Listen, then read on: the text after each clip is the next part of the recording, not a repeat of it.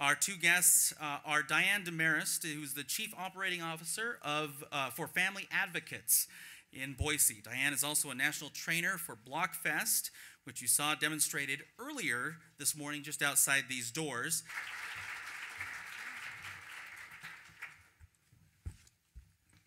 Good morning. It's a pleasure to be here with you today. And Aaron, thank you for that wonderful welcome and introduction. I didn't invent parents as teachers, but I was really privileged to be part of it here in Idaho, and I'll talk a bit about that. I'm going to first start by asking you if you're ready to run a marathon. How many of us would think about running a half marathon or the race to Robie Creek? I know a few friends in the audience who've actually done that, but how many of us would do that without training or preparation? On that race website, actually, they even have tips for preparing for the race. It suggests that you run weekly on hills in hot weather, uphill, until you can finish 11 to 16 miles on dirt roads and trails. Faced literally with climbing a mountain, what chances of success would we have if we were out of shape and not trained? If we didn't start training well before the day of the race? Well, when we come to the start line, we would want to be on equal playing field with the other well-trained athletes, if we even have a chance of reaching our goal. And the goal might not be winning, it might just be finishing the race. I'm asking you to keep that metaphor, if you will, in mind as we talk about children. And as an adult learning specialist, I can tell you that repetition is a great way to learn. And so you'll hear some messages, I think, that you've heard this morning already from Dr. Womack and from Priscilla. These are the things that we know, again, from Dr. Womack's talk that children need. According to Brazelton and Greenspan in their book, The Irreducible Needs of Children, before we start this race called life, children have these needs.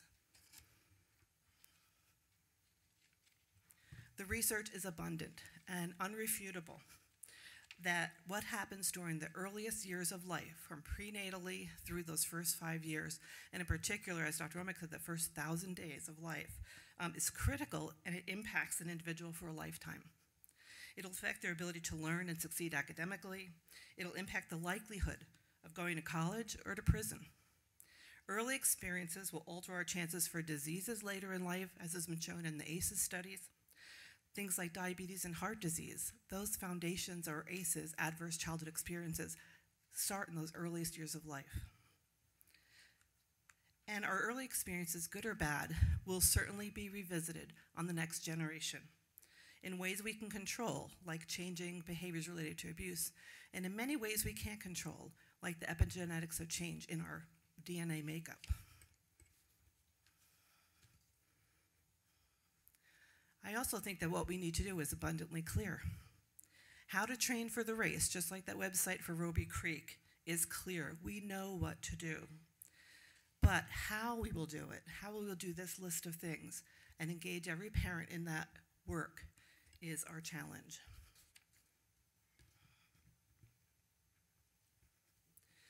We live in a world today that's filled with really hard problems, and many of the most important challenges we faced are too big for any one of us to accomplish. But it's just as this quote suggests, every new idea comes from the same place. If I asked you where that was, might you tell me where? Where does every new idea come from? Imagination. Your brain, exactly, your imagination. A network of neurons in the brain, as Dr. Womack talked about. When a new idea happens, even for all of us, that represents a shift in the network, a new neuron synapse or connection. And sometimes the issue or the problem is too big for one mind, one network to solve. So we need to bring together many networks, new ideas connecting with each other. This gathering today, I think, is a great example of that. We have folks from all different industries who think in different ways, and that's where the hope is, I think, in finding solutions.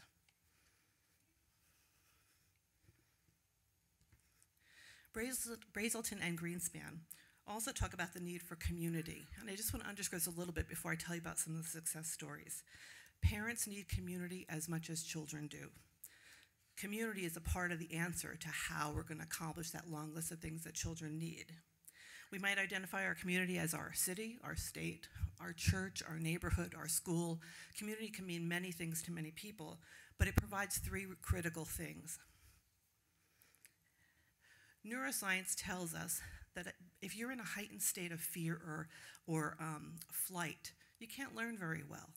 So community needs to provide a safe place. It has to be a place we feel protected and safe enough to learn. And that's true for parents too. They need to feel safe to express opinions, to shift opinions, and to learn. Community also provides a sense of coherence and connectedness. And if you think about all the statistics that Priscilla shared with us, how many families are working multiple jobs and not at home, how many children are living in poverty, we know that they're not terribly cohesive or connected to other people in ways that are going to support them. And lastly, community communicates about purposeful goals. Again, I think this is a great example today of our coming together as a community. If we don't talk about what we want for our children, what we hope for as individuals, as parents, it's hard to know where to start or how to start that training. I'm going to share 3 programs that really reflect community with you and some of the successes. Parents as Teachers and Home Visiting, Baby Steps, a faith-based collaboration with family advocates, and Parents Anonymous. Early learning and parenting programs can actually arise out of the community. And I'm really happy to be able to share some of the ideas and things that have happened in those with you. Very briefly, there's a long history to Parents as Teachers in Idaho, and these are some of the characteristics. In the history of Parents as Teachers here in Idaho began in 1998 when the Albertson Foundation funded 18 programs. It began about 30 years ago, actually, in St. Louis, Missouri. That's where the curriculum was developed. In 2000, through the Generation of the Child under Governor Kempthorne, the University of Idaho demonstration project was conceived, and 13 programs around the state were looking at how do we both implement Parents as Teachers well. This was even before they had some of their fidelity models established. And then could we evaluate its impact? I had the privilege of organizing and overseeing that program along with Dr. Harriet Shackley. We found a number of really important things as we did Parents as Teachers for about 7 years. We found that parents told us they increased their parenting skills, they increased their confidence in parenting, they were reading to their children more, and they were doing everyday activities more often with their children that were going to support that learning and being ready for school. In 2008, Parents as Teachers, the University Project ended, and in 2010, the PERC funding, Parent Information Resource Center funding out of the federal government, changed. They moved it out of the Department of Education and into Health and Human Services, which in effect ended PERC and Parents as Teachers in many states at that point in time, or severely crippled the impact of it, and the ability, the capacity to offer Parents as Teachers. In 2000, and I believe it was 12, that funding came back through the McV program. So home visiting had been hailed really for the last 10 years as a best practice in making a difference in parenting and early education. And that money was reallocated, formulated, if you will, and then came back to states. And so now we are seeing Parents as Teachers come up again. I saw some of the folks here actually today through our health departments throughout the state of Idaho and in many other states as well. So really pleased to see that it's now available to more families. As I mentioned, in our studies here in Idaho, we found some really important, we think, impact of the program. In 2007, a national study was done on Parents as Teachers where they looked at children in poverty and how those children fared having had Parents as Teachers and preschool with children who had none. And they found about a 20% increase in the readiness of kids going into kindergarten, the kids who had been in PAT and preschool over children who had neither of those experiences. So they've worked really hard to look at what are those controlled studies to show the efficacy of Parents as Teachers. Family advocates took a slightly different turn when Parents as Teachers funding went away. We didn't want to lose home visiting. It was really at the heart of the foundation of family advocates in 1978, and we really believed strongly in it. And so the board and leadership, being a very wise group, said, how can we reimagine what this would look like? And so in 2012, we began home visiting with volunteers. We researched what was happening internationally and around the country to look at models that we thought would work. And in 2014, we had 75 home visitors visiting families weekly in the Treasure Valley. Amazing, amazing home visitors. Some of the things that we continued to incorporate into our home visiting were some of the features of parents as teachers. And actually from the university demonstration project, we learned some things that we were able to apply. So we used a high dosage weekly visits and limited the length of service to about 6 months. That's when we found the biggest change in parent confidence and knowledge was in the first 6 months of their visiting. And we also are doing something fairly unique, and that is we are offering continuous services so that parents who don't need visits in their home can transition to other center-based programs. So we move folks around based on what their needs are, what their express needs are, and their family's needs are. And I'm going to tell you a little bit about those. I'll share just one brief story with you about home visiting success, because I think it's not unlike many of our families that we visit with. We received a call, a referral from St. Luke's, one of our partners, that a mom had just given birth and that she was under a lot of stress and fairly isolated. She was a young mother and was going home into a trailer where she lived with her spouse and her 2-year-old. So one of our staff went out to enroll Lexi into the program and to talk with her. And they were living in a very modest trailer. It turned out that her husband had just left the situation, leaving her with a newborn and a 2-year-old to raise on her own. As she talked about having a home visitor come, she was a little bit nervous about that, and she said, and by the way, the way I talk isn't going to change. See, Lexi's vocabulary and conversations were punctuated. Every sentence had quite an expletive accompanying it to underscore the importance. And she said, I want you to know that's not going to change, so you better find someone who's okay with that. And our home visitor said, I think we can do that, it's okay. She asked her what she wanted for this new baby, what were her dreams, and what was she hoping to learn from our program. And she said, well, I really want my new baby to read by the time she's 1. And solely, without skipping a beat, said to her, wow, that's an amazing goal to have for your child. And you know, we can help teach you some things that you can get started right now. Most children don't read by the time they're 1, but there's many things you can do to build her vocabulary and read to her starting right now. And so she agreed to have a visitor come in. We actually partnered her with one of our graduate nursing students who does home visiting for us, and they visited every week. And each time they visited, they did activities, they talked about reading, they talked about how the children were growing and developing. And in that process, Lexi admitted or shared that her reading level was only about a 2nd grade level, and so she was really worried about reading to her children. See, she had dropped out of school. She was being abused by men who her drug-addicted mother was bringing into the home. She lived in our parks, in the bathrooms for a period of time, till she met her much older husband and had a child. And they found a trailer to live in, and then they had a 2nd child, and then he left the scene. So she had many adverse childhood experiences, many things to overcome. But what's interesting is as they visited each week, and Lexi began to really trust Chrissy, she told her initially, my child won't go to public school because they can't teach you how to respect people. I'm going to homeschool my kids with a 2nd grade reading level. Again, we don't want to shatter that dream, but we want to provide other opportunities, other information. It took Chrissy about 5 weeks to convince Lexi to go to Baby Steps, a center-based program where she might meet other moms. At this point, she didn't know another soul in her neighborhood, in her trailer park. And so she didn't have any support for parenting. But eventually, Chrissy said, I'll meet you there. I want you to try it. And they came together. Not only did Lexi go from picture books to simple books with her children and read, but that vocabulary, her truck driver conversations diminished considerably. Within a peer group, a community of other parents, she was able to see herself as an expert parent and grow in her knowledge. It'll be wonderful to find out what happens as her children do approach school, but as we finished visiting, she was looking at Head Start for her older child. So we were really pleased that she had a bit of a change of heart on a community helping her to raise her children.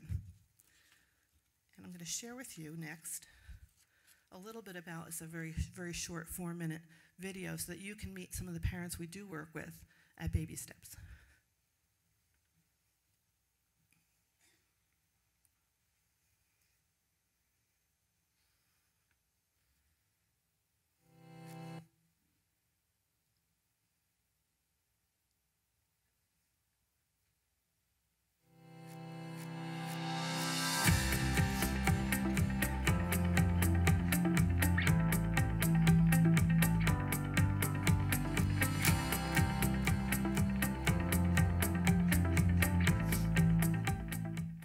if you don't have a job or you don't have a proper paying job and you're paying rent and everything on top of that, this place right here will save your life.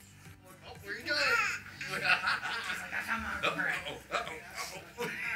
Cody is someone who I think people might see and think, oh, wow, and be more surprised that he's so incredibly dedicated and that he cares so much. He's such a nurturer, and that probably isn't the first thing that you'd think of when you saw his, crazy hair and his piercings and tattoos, but man, he's a good dad.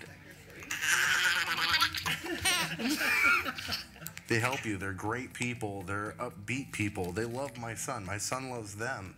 It's like I wouldn't bring my son around people that he didn't like. Babies, like your baby.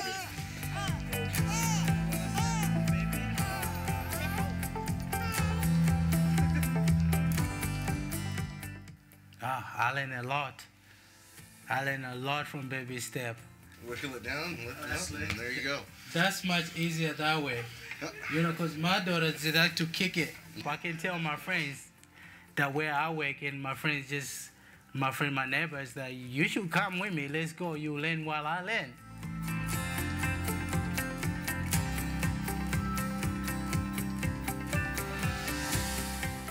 So we often talk about how it really takes a village to raise a child, but we don't often talk about how each of us needs a village as well. And Baby Steps is a place where parents can come to find their village. Okay. I smell that. It means a lot. It means everything. I can't even put into words to be getting diapers after a week from this class. Because diapers, they really, that's all my money goes. Might get a little emotional trying to explain it. I mean, there's another worldly presence here, I'll tell you that.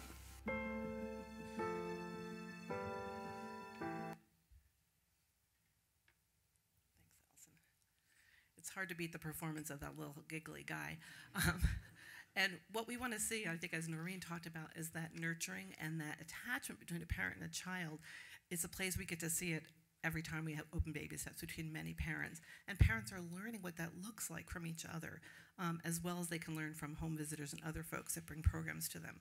But I think what's unique about Baby Steps, and another program I'll tell you briefly about Parents Anonymous, is that sense of community. And that community can happen in so many places during those early years, and I'll mention a few of those. This tells you a little bit about Baby Steps. Parents Anonymous is a program that we started just last fall, and over 50 parents have enrolled in Parents Anonymous. It's a weekly support group. It's an evidence-based program, and once again, it's a place where parents can find a community to see how they can give and get support, how they can learn to be the best parents they can be, how they can be coaching their children in ways that are helpful. We had one mom just recently in another part of our video say, I want to do what that mom is doing. And we said, what would that be? She said, well, when she tells her children to do something, they listen. She said, my kids have never done that. She's such an amazing mom, and it was another mom in the program. They're learning tremendous amounts from each other, and as adult learners, that's who we learn best from, one another, and not from the sage on the stage, but from folks who are there in true relationship that's authentic. I'm going to quote one of my favorite parent educators who's sitting at the front table who said she never met a parent who didn't want good things for their child, who didn't want things better and success for their child. And we believe that wholeheartedly, that that's where we greet parents on that shared value, that shared philosophy of what's best for their children. Briefly, I just want to borrow a little bit from another industry, and I'm so pleased that we have so many business folks here today, decision makers from different walks of life, because we have a lot to learn in the early child community from other industries. And we think about Google and Facebook and all the high-tech industries, there's a lot that we can learn from them. And one of the ideas that I find particularly exciting and invigorating is the notion of third places. Sociologist Ray Oldenburg talks about gathering spots in creative industries as third places. Our first place is home, our second place is work, and third place is a place that we like to hang out together, whether it's the water cooler or the pub down the street. In history, those places have been real rich places of creative energy, places that bring together diverse talent and diverse voices and allow people to freely interact, filled with the clutter of human voices, often random conversations that are constant sources of new ideas, new neural connections. And you'll see that baby steps, it wasn't as loud as it sometimes is, but that happens there. When it comes to the overwhelming job of parenting, forming a new human being with all the potential that lies within them, can we have a shortage of ideas? Early childhood programs, parenting group meetings, story hour at the library, or places like Baby Steps can create third places where parents and children can and do thrive. We need more third places in our communities where people feel safe and supported, where we help all parents, all caretakers recognize the amazing potential of every child, and that there are opportunities for critical learning in those first early years of life that set patterns for participation and learning for parents and for children that will last a lifetime. And back to the races. If our goal is to have every child go as far as they can in the race that we call life, we need to get them started to the starting line prepared to go the distance. Parents need to understand the many ways that they help their children learn and develop. For young children, that means a wealth of experiences. It means nurturing relationships. It means robust language and early math, because we know those are great predictors of later success. We need to surround them with healthy relationships so they can learn self-regulation and understand their own emotions. Together, we can build those third places. Places like Parents University in LA, or the Harlem Children's Zone in New York. Places like Baby Steps and libraries, and the YMCA's Early Readiness Program right here in Boise. We want every child to get to the finish line that he or she sets for themselves. If we don't prepare them at the start of the race, before kindergarten entry, we will have a much harder time, they will have a much harder time staying in the race, and many won't finish. Thank you very much.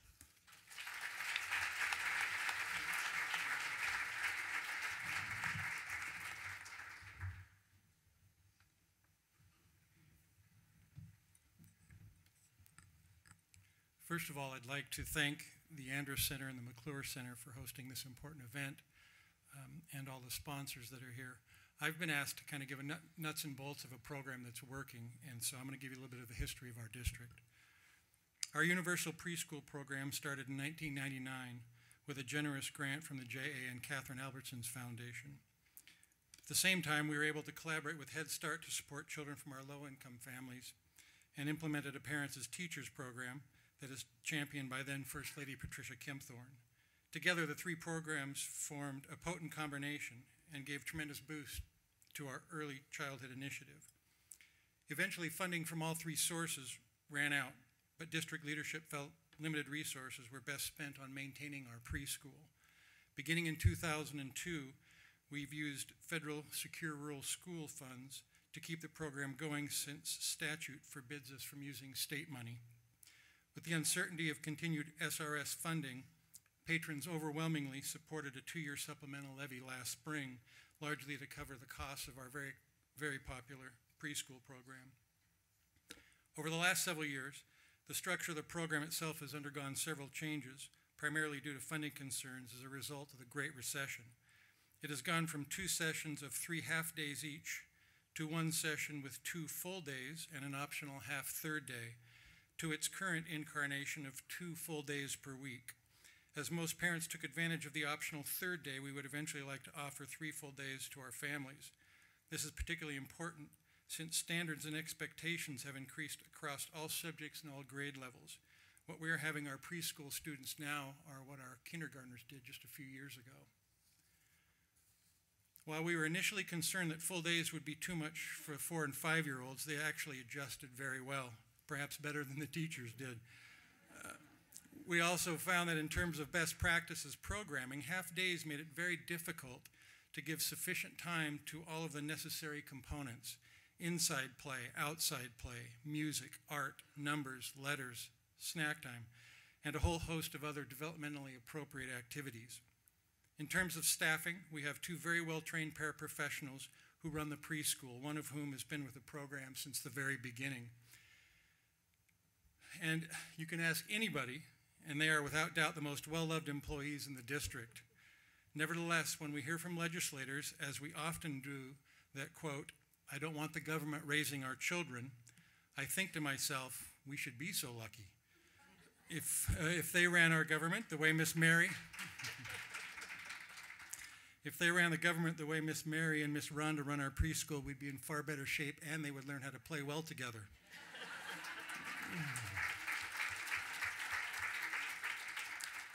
Since our program has been up and running for so long, we are able to run it on a fairly lean budget. For salaries, benefits, supplies, utilities, and custodial, we spend about $30,000 a year for a 2-day-a-week program. If we decide to expand to 3 days, of course, that'll increase our costs, and for districts that are just starting programs, startup costs can be significant. Head Start Best Practices recommends a cap of 18 students, and this is the first year in a long time that we don't have a waiting list. The drop in enrollment mirrors what Boise School District Superintendent Don Coberly wrote about in his blog Data Points about the statewide decrease in kindergarten enrollment due to lower birth rates during the Great Recession. It'll be interesting to see how that rebounds. One other element regarding preschool program costs that should be noted is that we charge parents $150 a month for tuition. Having said that, a vast majority of our students are on full or partial scholarships, and the district picks up the rest of the cost. In terms of impact, we started seeing results almost immediately. It was obvious that upon entering kindergarten, students that attended preschool had far better pre-literacy and pre-numeracy skills. Additionally, these same students had more socially appropriate behaviors, including problem solving and conflict resolution, the ability to collaborate. They also displayed more empathy for their classmates. Another important advantage is that it allows us to identify students that may have special needs at a younger age so that they too can receive services earlier and start kindergarten much more prepared. We soon found that our preschool students started to have a much larger impact on student achievement as a whole. In 1999, the first year of the Idaho Reading Indicator, approximately 30% of our kindergarten through third grade students scored proficient, which, as you saw from the slides, is very low. The following year and for several years thereafter, our kindergarten scores more than doubled. This past year, 69% of our kindergartners who attended preschool scored proficient on the IRI, as compared to only 44% of the students who did not attend preschool. Not all of that can be attributed to our preschool program, but it is certainly the most significant factor. Opponents of preschool often argue that many of the initial gains made by preschool students fade out by the third grade. That may be true if those students are placed in self-contained general education classrooms. However, in the Basin District, we teach students at their instructional level, not necessarily at their grade level. For English language arts in kindergarten through 6th grade, and math from kindergarten through 12th grade. Consequently, we have seen improved achievement continues well through 12th grade. For example, if we look at ISAT scores across all grade levels of the students who attended our preschool, 52% scored advanced in reading compared to 19% of the students who didn't attend preschool. In math, 41% of our preschool students scored advanced compared to 30% of their non-preschool peers. Clearly, if you keep student challenged, fade out is not an issue. There's another dimension of this issue I think that is important to consider. As you all know, Idaho is overwhelmingly a rural state. Of the 115 school districts, 108 of them have only one high school, and many of these communities lack the rich cultural resources and critical support services that are available in our larger cities. This leaves parents of preschool-age children who want to expose them to a variety of enrichment opportunities with very few options. Now, while it is true that many of these rural kids can tell you the difference between deer and elk droppings, they can't run to the local YMCA, public library, or museum. They're not going to make the latest exhibit at the Discovery Center or catch this year's Highland Games. This leaves these children with significant deficit when it comes to vocabulary development. Our preschool, which is located on campus, our youngest students get the opportunity to participate in activities that are available to our older elementary students. For example, they are taught music and PE by certified content specialists. They also have the option to attend school-wide assemblies, such as when organizations like the Discovery Center or Idaho Theater for Youth come on campus. For those 2 days a week, they are very much a part of our larger student body, just in miniature. They ride our buses, eat in our cafeteria with the rest of the kids, and you'll see their pictures in the elementary yearbook. These are critically important experiences for leveling the playing field with students who come from areas with easier access to a broader range of activities. As Hart and Risley found in their research 20 years ago that Dr. Womack showed on the screen, children from higher socioeconomic homes will hear 30 million more words by the age of 4 than will children from lower socioeconomic households. This has implications for our rural families, as many of them are struggling to make ends meet. Subsequent research has shown that more than sheer numbers of words, the richness of vocabulary is equally important. To a large degree, that richness comes from children being involved in experiences with other adults and other children that challenge, excite, and inspire them. To mitigate this deficit, our preschool program has developed complex themes designed to expand and enhance the students' vocabulary, such as dinosaurs and paleontology, early American history, ocean life, and medieval history. These are thematic units that parents would have a difficult time replicating in their homes. My point is this: preschool can help close these gaps by providing young children with a variety of enriching activities that they would not otherwise be able to experience. This is particularly true in rural communities, where 2/3 of all households, both parents work outside the home. This begs the question that was asked earlier: if both parents are at work, where do those children go during the workday? To friends, neighbors, relatives? Very few rural communities have licensed daycare facilities that offer rich and varied educational programs. In the end, and contrary to what many detractors believe, preschool is about empowering parents and giving them choices regarding the education of their children.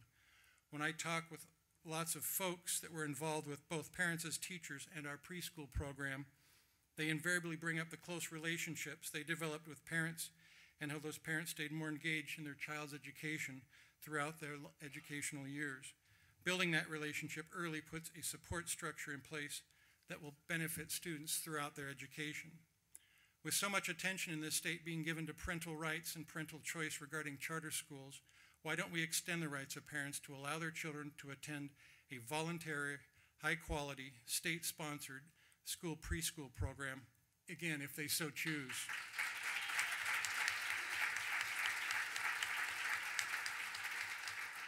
Failing to do so, we risk putting our children at a competitive disadvantage that could significantly limit their options as adults and negatively impact our economy.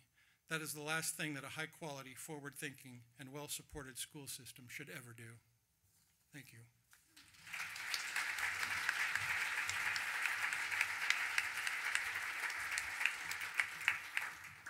Thank you both to Diane and John. And once again, we do have time now for some questions from the audience. And again, I remind you that you can find those question cards right there on your table. Once you have it filled out with your question, hold it up in the air and volunteers will come around and pick those up. Also, there was some question about the hashtag, and I want to point out that it's hashtag the number 4 our kids. Hashtag the number 4 our kids is the hashtag that we're using, and I know a lot of you are out there using that social media to share some of the messages that we're learning here today. I also want to point out, I didn't do this earlier, but I would like to welcome our State Superintendent, Sherry Ibarra, who is here with us today, learning and participating in today's event. Thank you so much for that. All right, so let's go ahead and get with some questions. We have about 20 minutes before we break for lunch, and you know, I guess the first question I think I'll throw out is to Diane as we get some questions from the audience, and that is, when we talk about the Parents as Teachers program, could you share with us what might be some of the most common misconceptions by parents?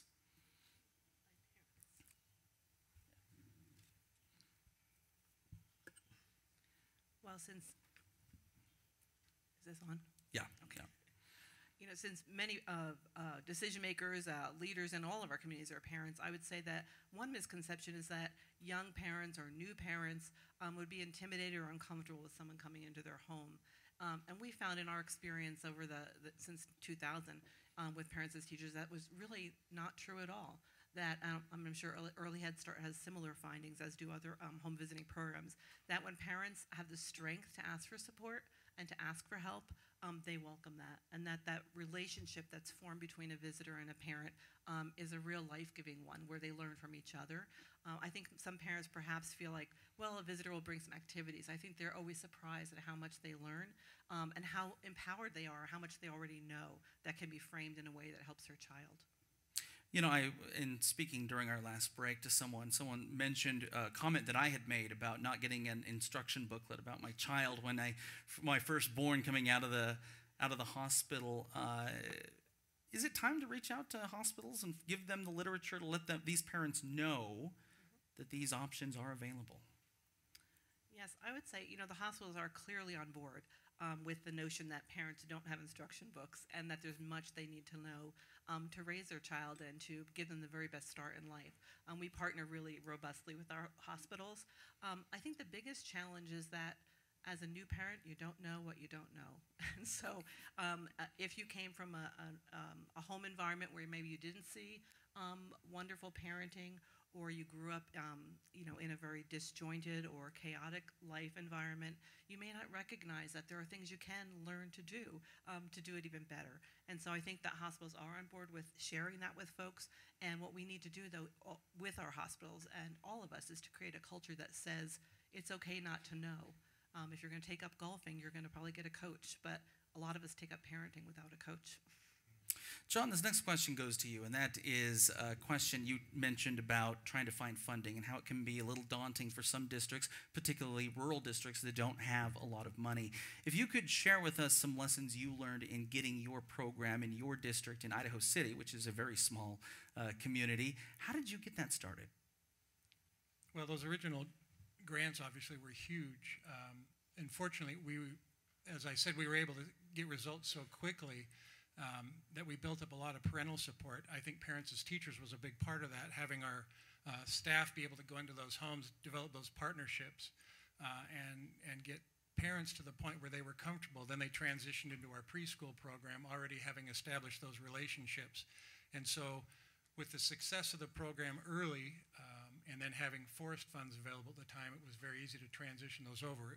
Most recently, as I'm sure people are aware, the uncertainty over SRS funding had us fairly nervous last year, so we passed a supplemental levy because so many of our community members support our preschool program. A question from the audience. Do you offer full-day kindergarten? And then the question beyond that is, should Idaho offer full-day kindergarten? We do offer kindergarten. And, again, when we look at how those kids enter that subsequent grade more prepared, and how much is being asked now of kindergartners, I think absolutely we should. Another question from the audience, and this one is addressed to John. It says, a common misconception is that preschool programs like yours disengage parents and guardians. Will you talk about how parents engage, learn, and how they love the teachers? Yeah, again, getting back to those partnerships, I think was huge for us. The thing is to get parents to understand that we're on the same side of the table and we want the same thing. I think there's some reticence moving forward, seeing the school district and maybe bringing some of the baggage from their school experiences, but really to help them see that we're on the same side of the table and that we're working in partnership, both in the resources we can provide, the expertise they can provide, so that we can sit down and talk with them about the needs of their child, their family, and then go from there. And when we're able to do that, we've had great success with it. Another question from the audience is, 1 in 5 kids in Idaho go to be hungry. How does food insecurity play into this issue? And I think that's for both of you. We do a number of food programs. Yes, that is a concern. Our district, we're about 55% free and reduced. We also have Provision 2 breakfast, so all of our students get a free breakfast every day. And between those two programs, we know that a majority of our kids are going to be able to at least get 2 good meals a day. But it is an issue.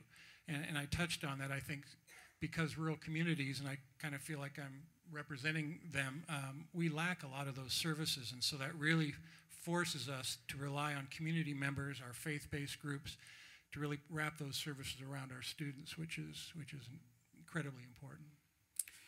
Diane, parents as teachers, maybe you could rate the best you can, because I know you don't have the numbers in front of you, but how are we doing as a state in parental involvement in the education of our young kids? It's a tall order. Well, I think the data that Priscilla shared really gives us a glimmer into some of that. There's no doubt that many parents have a network of support around them. They have family, they have friends, they have community, the internet. There's so many ways parents get engaged in their child's early learning. There's no doubt about that. But I think if we looked at the numbers that Priscilla shared, we see that the vast majority are not involved in any type of formal program. And it's because they're not accessible in many, many parts of the state. Where we have access here in the Treasure Valley, there's not enough capacity.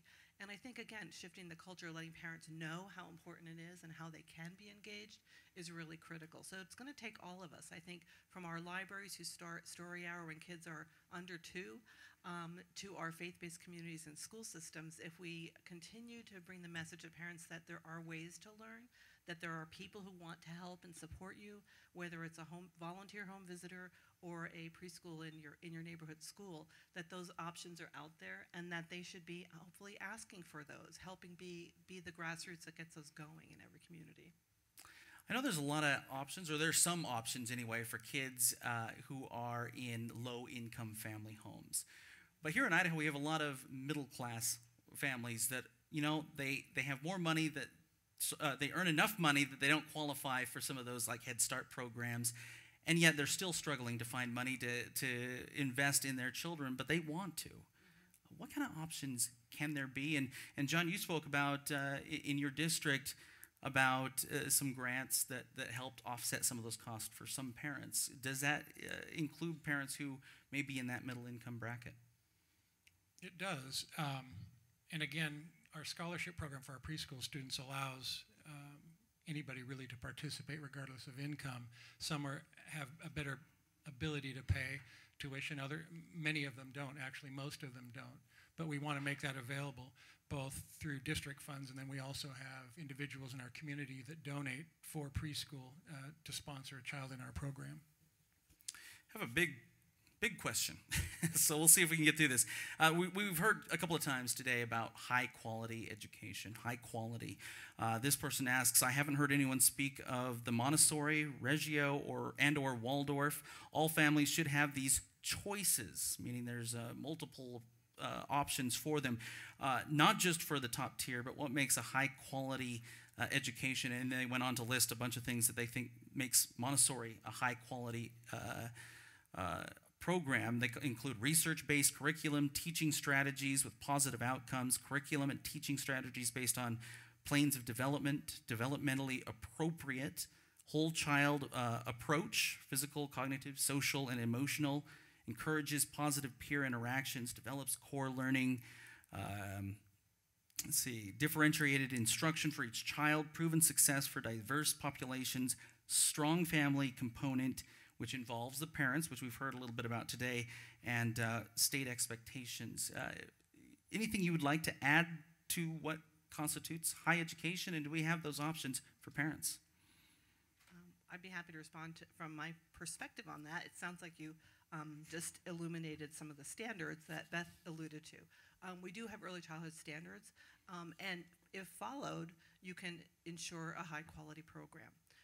Many of those that you mentioned are also evidence-based, and for those who don't maybe spend a lot of time reading the research, an evidence-based program means that they've actually tried it with a control group, and they could demonstrate that that program is responsible to a great degree, or a more or less degree, responsible for those outcomes. It wasn't by chance. And so we look to evidence-based research to guide the programs that we offer. When we think about the array, and there's certainly a whole panorama of possible preschool models out there with different strengths. But I think that what we know from the current research is that the ones that are very rich in language learning early on, the ones that are very rich in early math, are the greatest predictors for long-term academic success. And so having both of those components would be really critical to a high-quality program. John, anything to add on that one? No, we went through a very similar process because ours started 16 years ago and there wasn't a lot of support materials, so we drew on several organizations and continue to do that so that we're doing best practices for our students. Okay. Our next question is addressed to John. How valuable is having a comprehensive data system to you in the success with preschoolers, and would you would you offer some advice for taking data on for preschoolers and in districts?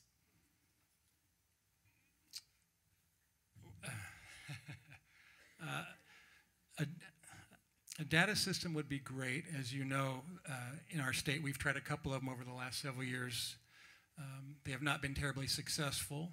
I think the need is certainly there, and we're going to see, I think now that much of that has been turned over to districts, we're going to be able to see or get a much better read on which programs are working.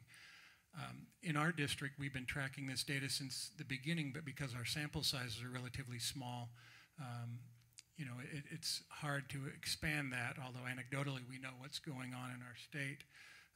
A lot of the criticism or the concern is we don't have any Idaho data. We need Idaho data. I know that was part of Representative Clark's initiative to get the pilot program so that we could generate Idaho data so that it would be more acceptable to our legislators. And so we do have data available. Again, our small sample sizes, but I think there are clear indications that the program's working. Do you think that's a first step? Is this what's going to jumpstart full-scale acceptance? Maybe the legislators could answer that question for you. We're going to have some on a panel here coming up after lunch. This one isn't addressed to anyone, but the question is, can daycare be a replacement for pre-K?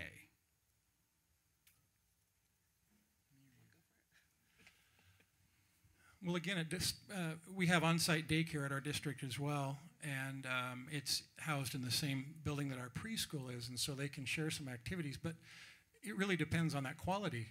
What does daycare look like? If it's, you know, putting a child in a car seat and putting them in front of the television, probably not.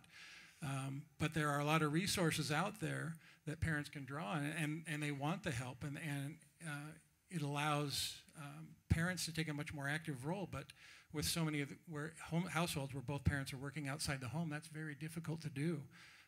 I think, you know, as a parent myself, we did everything we could, but the fact is we lacked the expertise in all these different areas. We weren't out doing the research, and it wasn't available.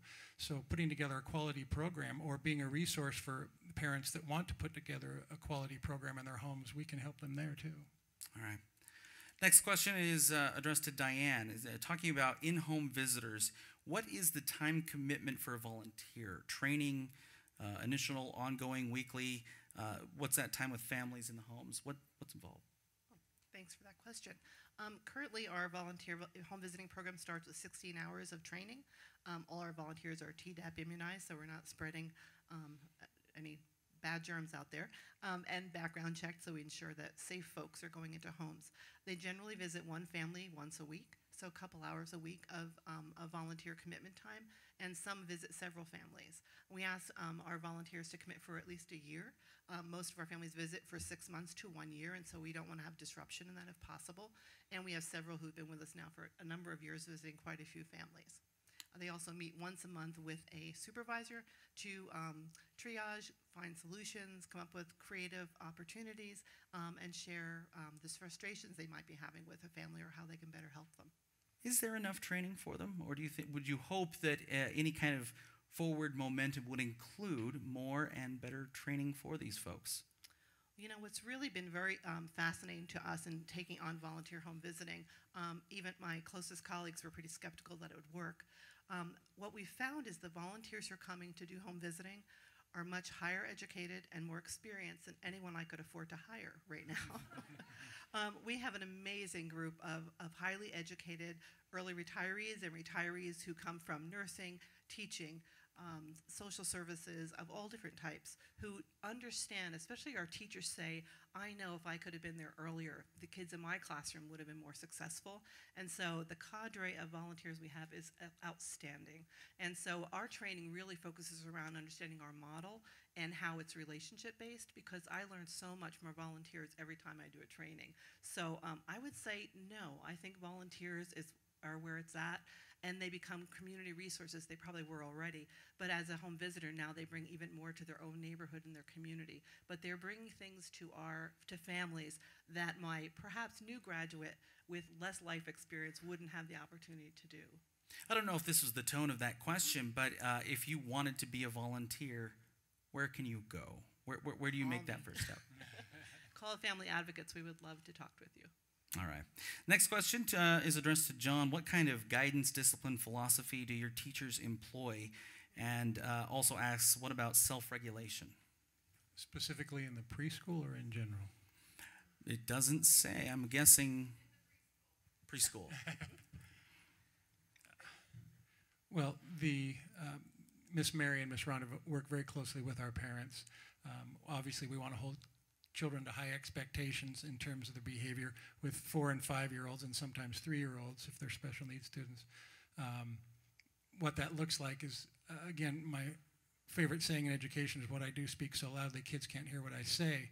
And so modeling is very important, and Miss Mary and Miss Rhonda are excellent at modeling expected behaviors, because as we saw in the video earlier, kids are going to emulate what they see. And so having quality people in those positions that are modeling the expectations, it makes it relatively easy. Diane, I guess explain for us what we saw demonstrated for us between the 8 and 9 o'clock hour out front, and I guess this is your chance to tell us what it's doing and why it's important in our child's learning. Block play? Block play. I would love to. So block play is one of those things that when we began putting together Block Fest in 2005, many of our home visitors said kids don't have blocks in their homes, and that was sort of where the stimulation or the idea began from, is how do we reverse that, how do we change that? But I think more importantly, and in the parents as teacher model, helping parents have the tools they need and recognizing what's happening in that brain as they're doing activities was really critical to us. And so we designed it as a parent-child activity so that the person that you saw out there with green aprons is there to model and extend the learning that happens just playing on the floor with your child. What we found in our research about Blockfest, we actually studied what was happening there, is that not only do parents just learn basic skills like, oh, I didn't know I should join my child on the floor, or that talking to my child while they play is going to extend their learning. Parents learned a lot of very basic ideas, and then additionally, they learned a lot about early math, because when we ask parents what do children need to know in the area of math before they get to school, it's usually they need to count. We know there's so much more happening in their brain. They're so much more capable of learning complex math ideas, and in fact, children have those ideas, and we need to help name those. And so what you see in Blockfest is a real emphasis on language, because the language of math in particular can help children really do much better as they enter kindergarten and forward from that point in their math abilities. So helping parents see that math is all around them, that math is happening at an early age, and that they can join in and do something about that is often a real aha for many parents. And so we've probably had thousands of parents join in Blockfest around the country, and really helping parents recognize that while literacy is so important, language is so important, the language of math is also very important. Once a parent realizes this Parents as Teachers program is available, what are some of the initial hurdles that you find that there is that or exists? And I would throw out there personally, I find it difficult to invite strangers into my home, and then now I'm asking them also to tell me what I should be doing as a parent. That's a great observation. I'll circle back to also mention that Parents as Teachers currently, in most programs, there's not an income requirement, so it's okay for any parent, and the home visiting that we provide at Family Advocates is also open to all parents. The challenges that we face probably most often are parents who are struggling, working 2 or 3 part-time jobs to make ends meet. Their housing is insecure and fragile, so they move, they pick up and go. Sometimes they're a young parent and they're living on someone's couch, so having a home base is a big hurdle that home visiting faces. We visit in the shelters sometimes, we'll visit in the library, because some people don't have a home that you can go to. In terms of your observation, I think one of the things that's so important in early learning is to find the program that matches what you need and want. So a parent who maybe isn't as comfortable with the idea of having someone come in your home, well, let's find a program that does work, whether it's Story Hour, whether it's a center-based program that's preschool, that forms a learning community where parents engage and participate, if it's our Baby Steps program. One size doesn't fit all. And so I think it's really important that we remember that some parents would love to go to a learning program with their child, and other parents, we've had parents who don't leave their house ever, they're afraid, whether it's because they've had violence in their experience, having somebody come in is what feels safest to them. And so one of the things we do all the time is ask parents, what feels right to you? How can we support you? What do you want from this experience? So we don't want to push any one framework, any one model on any family. We want to find out, how do we partner? I think as John described, let's be partners to help you with your child. I'm going to seize on something you just said, and that is that one size fits all. It seems like anytime we have some kind of a program out there, it seems to be more, this is the model, this is what we're going to follow. You mentioned tailoring to a parent. I kind of want to pick your brain, John, and see, do you find that there is more than just a one size fits all, and can you tailor the programs that you're working with to a parent or to the child? Well, certainly, we work with the parents to develop programs. I think the thing in rural districts that I've touched on before is being able to provide a variety of options. And oftentimes we're kind of the one-stop shop in that there are just not that many resources out there for rural families.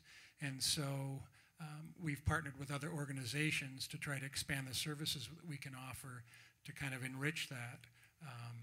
But it's difficult in a town of 300 to be able to draw on enough resources that students and families in larger areas that they have. Do you think, John, that it's easier in a district that has fewer kids than it would be for a district that is in a city-based area where there's a lot of kids, where the number of kids per teacher ratio may be a little higher? Easier in what regard? Well, is it easier to give them that one-on-one instruction? With a cap of 18 students and having 2 instructors plus parent volunteers in the classroom, those individual students get a lot of adult time, which is great. I think there are some aspects in a rural community that make it a little bit easier, and that we know our families perhaps better and we see them more regularly. But the challenges, of course, are the variety of programs, and then funding is a constant challenge that we face. Yeah. Another question from the audience: how can community members support family advocate programs, baby steps, Parents Anonymous, home visiting, short-term volunteer options? We would love your support, and as I said earlier, I think the community is where it's going to happen for all of us. So please, if you have an interest, call. We'd like to find volunteer opportunities that fit for anyone's availability of time and talent. And as John mentioned, funding is always an issue and a strategy. While we use a lot of volunteers, we need high-quality folks to be able to support those volunteers. And so we just last week had a large fundraiser. So if you're inclined in that direction, please call us. But we'd love to talk with folks about any talent they want to contribute. John, I think this question is addressed to you, but it says, pre-K seems to cost less since the staff are paraprofessionals rather than certified teachers. Could we do the same with K through 3 or K through 12 even, and reduce costs overall?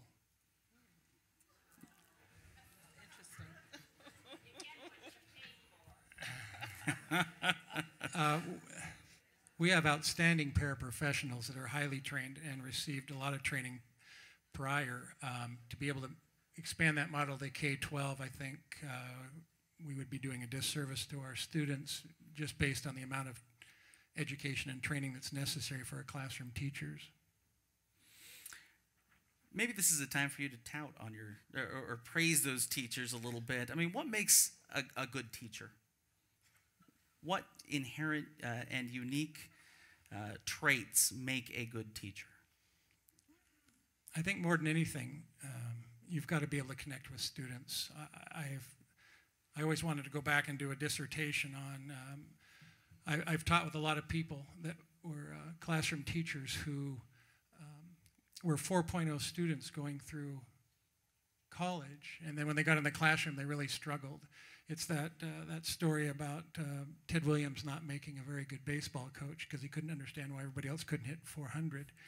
And I think there's some truth to that. I think teachers that have life experiences where they know what it's like to struggle in the classroom make them better able to identify with students that also struggle. And I think that being able to establish that connection and those relationships is really the core of everything that we're here about and what we're doing. And I just don't, to some degree, I don't think that can be taught regardless of how well you might know your subject area. And so when I recruit new employees, new teachers in the district, we spend a lot of time talking about what that looks like and what kind of relationships they have established with children before, just to get that read, because I think that ability, more than anything, is probably the most important element of being an exceptional teacher.